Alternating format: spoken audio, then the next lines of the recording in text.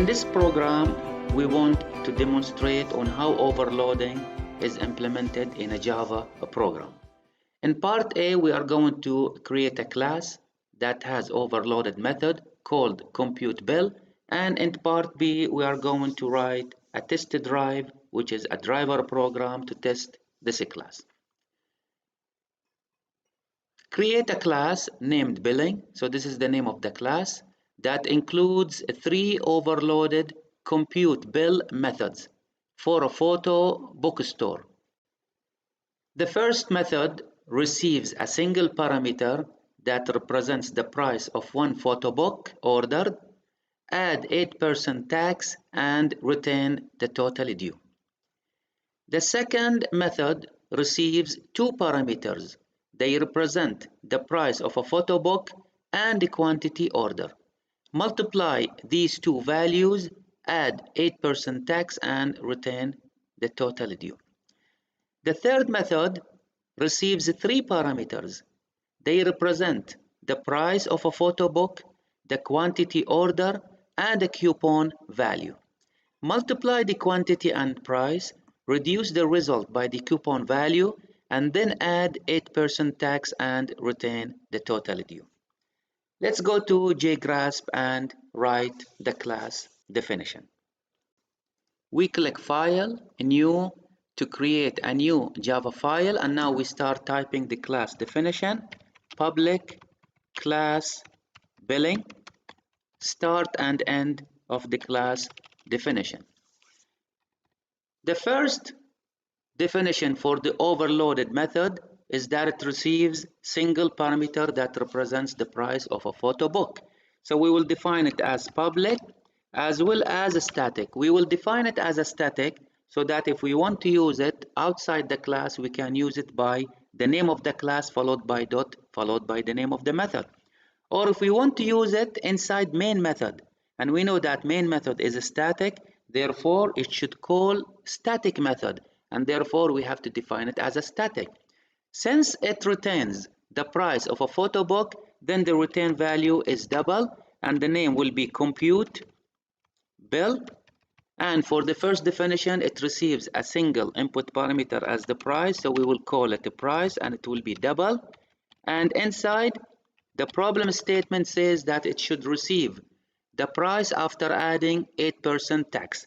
And this can be done by writing return price plus price multiplied by the tax, which is 0.08 followed by semicolon. Now for the second definition, it will receive 2 input parameters. The first input parameter is the price. The second parameter is the quantity. And you know that the quantity should be an integer variable. So how the calculation will be done inside? I'm going to define a local variable, temporary variable, and I'm going to call it net price. And this net price is equal to the price multiplied by the quantity.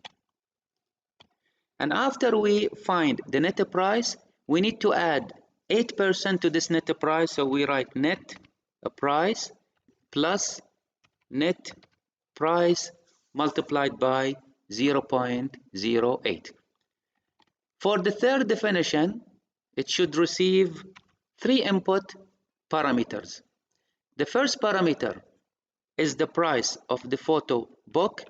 The second is the quantity.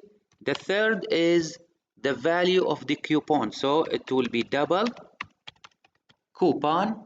And for the calculation, after we multiply the price by quantity, we should remove the value of the coupon to get the net price, and after that we add the tax, which is 8%.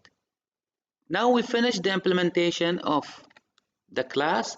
Let us test it, so we need to save it. And after we save it, we compile and check if it has any errors. It does not have any errors, so we have completed the implementation of the class. After writing the definition for the class, in part B, we want to write a main method that tests all the three overloaded methods.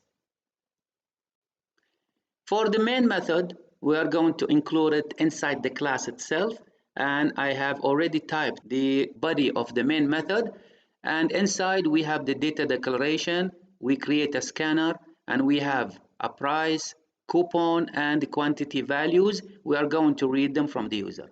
So first we will display a message to the user, enter the price, quantity, and coupon values, and we will read them one after the other. Since we need a scanner for reading, so we need to import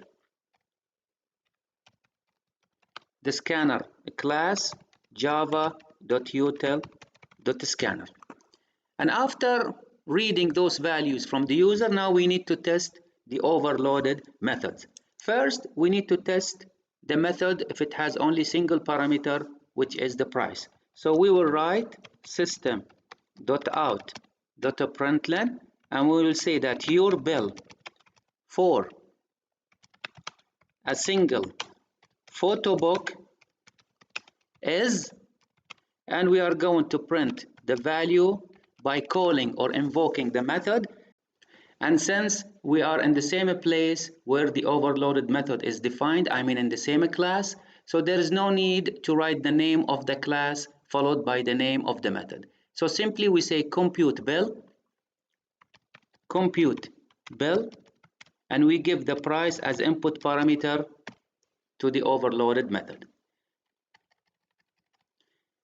If we want to test the overloaded method with two input parameters, so I'm going to copy this print statement and we'll repeat it here and make some modifications on it.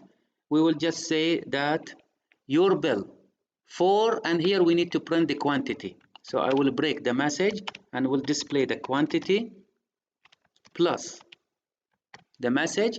So the message will be on the screen, your bill for the quantity photo box is, and now in addition to price, we are going to give the quantity as an input parameter. Finally, if we want to call the method with three input parameters, then we need to supply the coupon value as an input parameter so that the compiler can call the third definition for the overloaded method. Here we need to change the output, and we will say that your bill for a quantity photo book with coupon